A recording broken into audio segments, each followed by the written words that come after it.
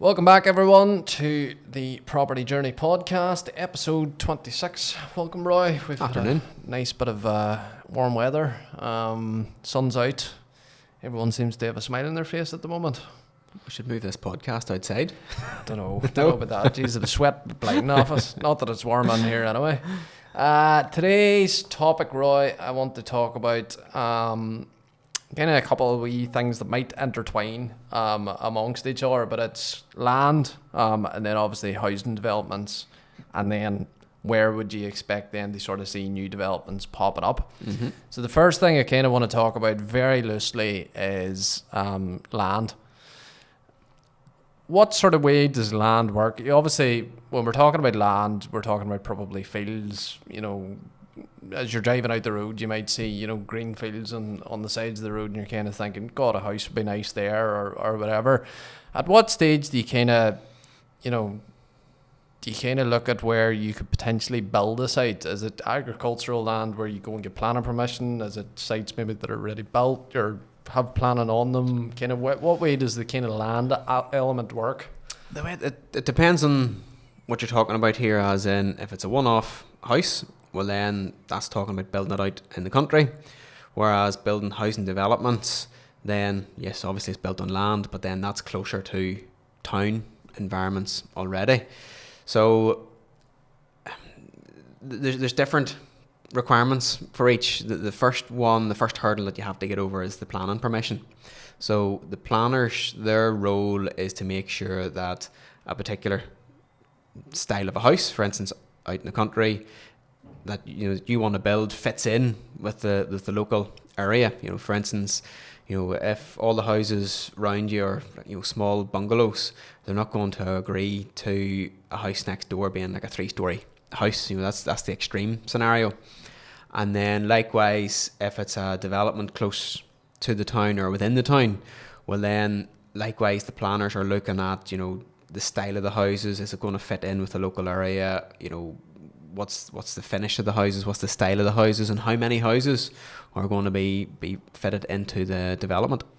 So if we're talking about a one-off, which is obviously, as you say, probably building out in the country, it might be family farm or something along those lines. Is that kind of where you would have a piece of agricultural land, which you're then essentially turning into your new house? Inside, yes. So you piece of land, and you have to then submit an application to the planning service to basically say, listen, I want to get permission here to build a house. The planners will then look at what your style is, what your plan is, what your thoughts are, and then they decide whether you are allowed to build a house there or not. And quite simply, if they don't give you the permission, you can't build the house. So that's obviously your one-off. If you're then looking at a housing development, for example, could it be, say, a number of fields on the edge of a town, or could it be maybe I'm going to call it like a waste site, but maybe there was a factory or something, industrial buildings on a site somewhere that is obviously now derelict. Could you, is that kind of where you would be expecting potentially a housing development to look towards? To keep it very simplified then, yes, so any developments within the town, so it means on any land, whether it's disused factories or maybe it's a house already with a very large garden, that scenario, or it could be fields just on the outskirts of the town as well. That's all something that can be considered. Same concept again, you have to put your application into the planning service, take a look at your scheme. If they feel it's suitable and it fits in to the local area, then they'll approve it. Because that's, when it comes to that kind of land element, a lot of people maybe aren't thinking about that, because, well, I suppose you never really have to unless you're going to either build a house yourself or you're a developer. That's, your first thought's going to be thinking about that. I suppose that's why you always you would nearly say that a town has a centre and it expands out, because it's then, as it's expanding, it's pulling in the land that's on the outskirts then. Yeah. And then obviously very few sort of derelict sites would be in and around that, like. Yeah. So what would be the driving factors for a new development? Would it be a town expanding? Would it be, jobs in the area, things like that there? There's a number of factors. There could be, first of all, maybe speculation from the landowner or from an investor, where they might think to themselves, I have this land, or they think they could buy the land first of all. And if they have that land has an agricultural value. So again, depending on what area it is. So like, for instance, around Armagh, Market Hill at the minute, agricultural land's probably, maybe 25,000, 30,000 an acre. Their goal then is to put an application in to get passed for a development, and that immediately skyrockets the value of the land. So that can be the first step. First of all, a speculator who wants to increase the value of their land to then sell it on to a builder. And then the other side is probably like a developer who is just, at the end of the day, it's their business. Their business is to buy land, build houses. So they're seeking out opportunities, and depending on how big of a developer they are, some developers, maybe only want to build 2-3 houses at a time. Other developers are looking 40 and 50. So they go specifically looking for that land that's maybe for sale, already sitting with the planning permission so that they're good to go. Or again, some maybe go that wee bit further, and then they do the speculation, and they're doing the hunting out. Because this is the interesting part, and I suppose, as you say there is developer. When you say the word developer, you think of, these massive companies that are popping up, as you say, 3, 4, maybe 500 houses in an area, or, even as low as 50 or 100. It's still big numbers of houses going up. They could have 3 or 4 different developments all going on at the same time. But there is people out there that are popping, 2 or 3 houses up on a site, selling them on, happy days, move on to the next wee, site, and that's them taking along. So like, developer is probably a very loose term in terms of like size. It's development is like any business. You have a small business, you have a big business. I know of developers who they probably only have 1 or 2 sites, and they're building 3 or 4 houses a year on it. It's just, it's an income for them. They're ticking along, and that's it. To the extreme, to some of the biggest developers in the area could be buying in land that they've no plans or future to be building on for maybe 5, 10 plus years. But at the same time, they own enough land that they're building 50, 60, 70 plus houses per year. So it's the two extremes. So a developer, it's like any other business. Yeah. And obviously, I suppose if anyone's maybe clued into the news at the moment, there's, the talk of the super councils at the minute, but planning fell under the councils locally. So if you're building, for example, in Armagh, it's ABC Council then that you would go for their planning departments. Where do they sort of have an influence on where houses can pop up at the minute? Is it just objections on, by the local community? What kind of way does the influence of the council have on it?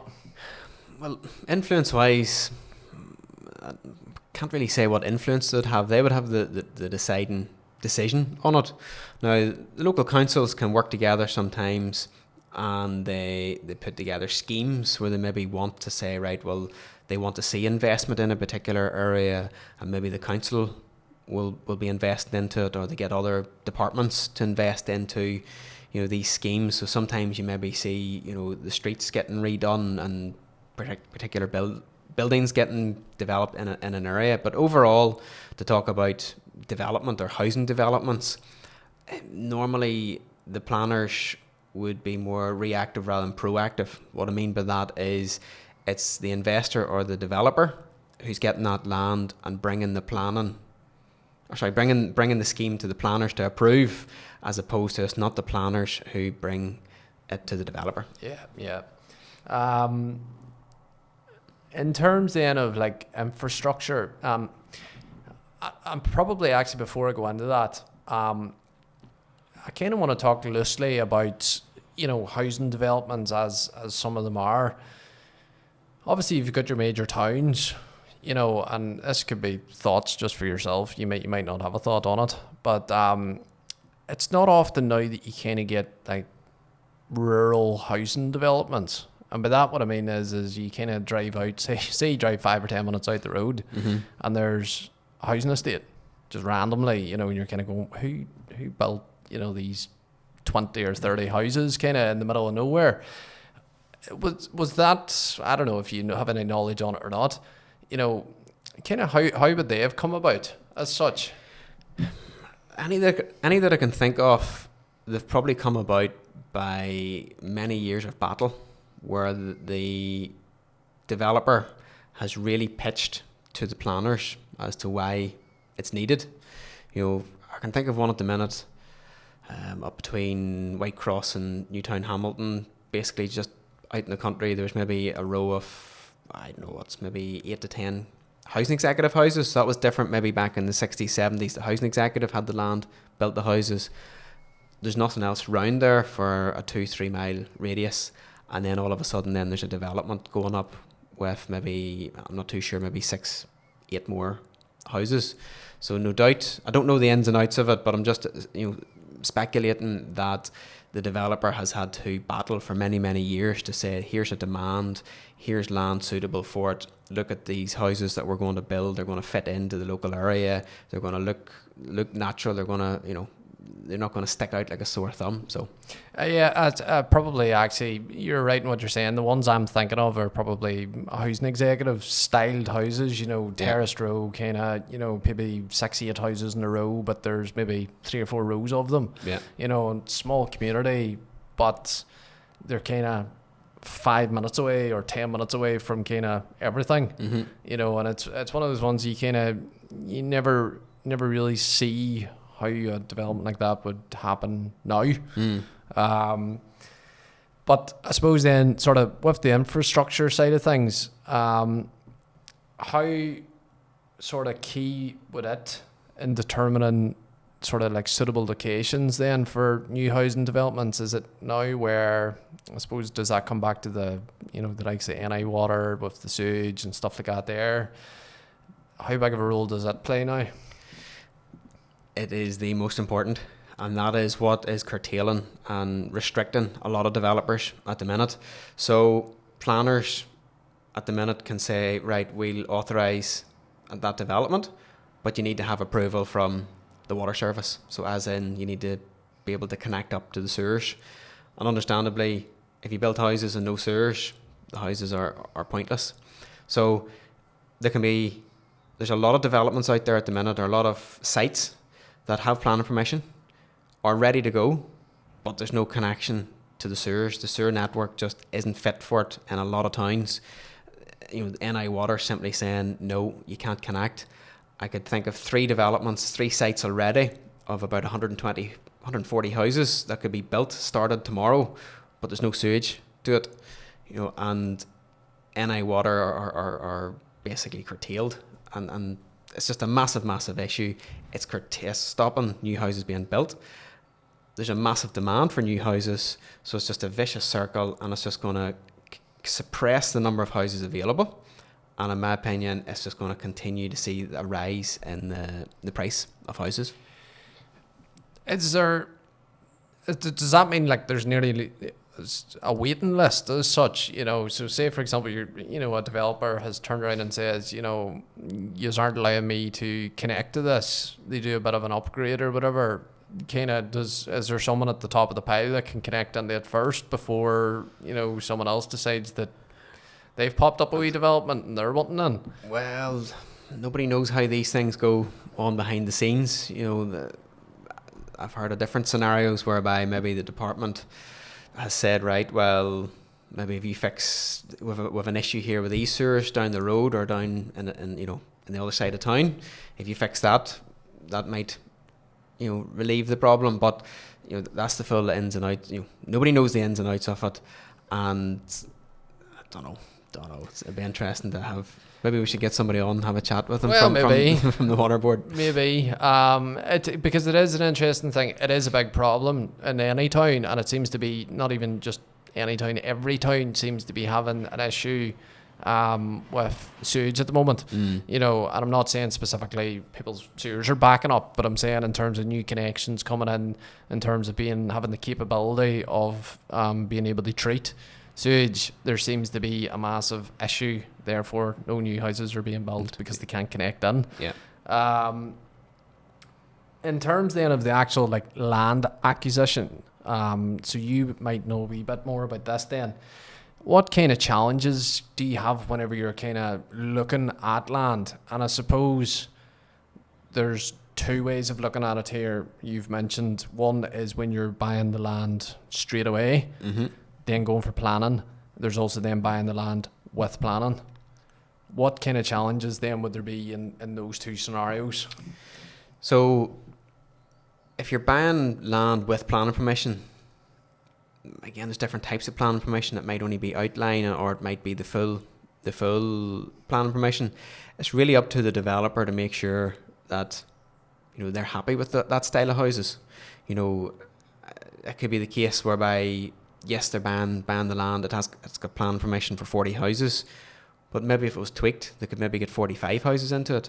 Or it might be the scenario whereby the style of the house could be just finished far too well, or it could be an odd shape house, which just makes it more complicated, takes longer to build, more costly to build, which then means it may not be as profitable to build out. Whereas, what was the other scenario? So it was that would obviously be buying land with planning. Yeah. If you're buying just land with the expectation to build on it, you're taking a gamble. So you're taking a gamble as to, you know, maybe you're paying an overprice for the land in the hope that you're going to get planning permission, and if you don't get planning permission, you've really only got an agricultural field. So you really need to have the expert on board, your planning consultant, to make sure that, yes, you buy this land and you're going to have a very high success rate of getting planning. And at this point, are you considering, you know, for example, where your electricity is going to come from, where your sewage is maybe going to connect into at that point, before you even think about, you know, putting a bid on land? Is this all the kind of stuff that you're thinking about as a developer? How are we going to sort this out? You have to, in very simple terms, fast forward and imagine if these houses are built, will everything operate smoothly? So you need to have access into it. So can you drive into it properly? Are you driving over another development or driving over somebody else's land to get to it? As you say, electricity. Normally that will work itself out in simple terms, but the closer an electricity supply or substation, the more cost effective it can be. Otherwise, you might have to put in a new substation or bring electricity to that development, and it can be very, very costly. What else have you? The sewage we've already touched on, the water we've touched on, and gas is maybe something that we come across as well. That can be a real bonus. If there's gas in an area, it just makes it a wee bit more attractive for a developer. Putting in gas boilers can be more cost effective. They can help with your energy rating, and it get basically a better selling point maybe for a buyer, because, you know, gas is generally more convenient. And I'm asking that just because, you know, we have talked about water, we've talked about sewage, but the likes of the electricity there, you know, making sure that your substation that is even close to you can handle what you're expecting to put in. Yeah. Because I know there was a story back down home where there was a major shop was looking to build on a site, thought they could use the substation that was fairly close. Turns out that couldn't actually handle the supply they needed, and they had to go halfway up a town. Yeah. Which turned into a fairly big bill for them. You know, so that's why I was asking that question then, is these types of the things that you kind of due diligence nearly? It's due diligence, and there is always a bit of a scope for risk as well, because sometimes these things, until they're fully explored, do you find out. So in that scenario, you know, with electricity, it might be the case where, yes, you've made a phone call and you've provisionally been told, yes, that should be all right, but then whenever it comes to the full build of it and getting into it, it might only be, you know, found out at that point that it's not suitable. So there's always that wee bit of a risk to it. I suppose with everything there is, you know, there's always going to be that risk element. We've kind of touched there on demand in terms of, you know, how much demand there is out there for housing, but is there a change in the way some developments are going up now in terms of, you know, the style of houses, maybe the size of them, maybe the, you know, the number of bedrooms. Because of the demand, is there a change now in the way things are going? And probably the way I'll maybe actually look at that is, now there's certain developments that'll go up now, and there's apartment blocks built in maybe in the middle of it, and then it's houses out around that. Is that kind of because of the demand so much now, they're kind of tweaking the style of developments? I suppose, from my opinion, there can be a number of reasons in it. So it might be the case that you might get a few apartments within a development. That could be simply just it increases the number of units for that site, which then makes it that wee bit more profitable. That's really more probably the point. You're squeezing more into it. Probably comes down to competition as well. You know, at the end of the day, we said it's a business. You know, just because, you know, there might be a shortage of houses doesn't necessarily mean that you build a rectangle box, stick a roof on it, and somebody's going to buy it. You know, somebody still wants, you know, a buyer wants a nice house, looks well, regardless of the location of it. So it comes down to the demand, style, reputation as well. Some builders like that connection to being known as building something a wee bit nicer, a wee bit more different, a wee bit more unique. But that all comes down to the profitability. Yeah. Let me see. I'm kind of just want to go through some of these questions, right? Probably the biggest one is, you know, how can sort of like maybe smaller developers, people that would maybe yourself would work alongside, you know, how can they kind of get involved in development opportunities? In the ideal world, you'd be buying the land and you'd be building on it and you'd be doing everything. That takes a lot of money. And if it doesn't take a lot of money of your own money, a lot of backing. Another option which can be quite popular is if you find somebody to buy the land and then you have a builder and the builder builds it out. So that could be a scenario where maybe a landowner goes and finds the builder, or you're a builder and you go and find a landowner. So it can kind of work those two ways, and there's the pros and the cons of that, because, you know, maybe in that instance, from the builder point of view, they're not spending a lot of money buying land, they're not, you know, paying a lot of interest on it, they're simply ready to go straight away. They're maybe not worrying about the planning permission, they're just coming in. So, but once, you know, you put more people involved in it, it eats away at the profits of it. Yeah. So it is something, you know, a lot of people think, oh, it's easy, I'll buy land or I'll build a house and what have you. You know, it really comes down to skill and experience to make sure that it is profitable. You know, as you said earlier, you know, when you're in the game, you get to know, you know, the civil side of things. You know, are the roads going to be costly to put in? You know, are you going to have to pile the houses? You know, all that infrastructure. You're tweaking maybe the style of the house as well. You know, right back to maybe where's the, you know, the electric switch going to go, the plug's going to go, you know, the finish of the house, because just changing all those small things will have a massive impact on the profitability. Yeah. Because like we could spend pretty much all day talking about, you know, development and all the different reasons as to why you should do it and shouldn't do it, and, you know, all the considerations that has to go into the houses. But I just want to touch on the last kind of point, which was obviously at the start of the episode when it says about where to expect new housing. Obviously, we've touched on a number of issues that's facing the development industry. But where do you kind of see maybe the next kind of big housing estates popping up? And by that I mean, you know, developments in certain areas. Where do you kind of see it in the next 5-10 years? It's quite difficult to say. I just know, like, for instance, the likes of Craigavon seems to be really up and coming. I think they're maybe 40 years behind what their original vision was for Craigavon. That whole gap between Portadown and Craigavon is now filling in. Mm-hmm. You know, there's developments there. Is there one development I think was passed 2 or 3 years ago for like 200 houses or something like that? You know, there's out round by South Lakes there, close to the cinema. That's going to be a bigger development.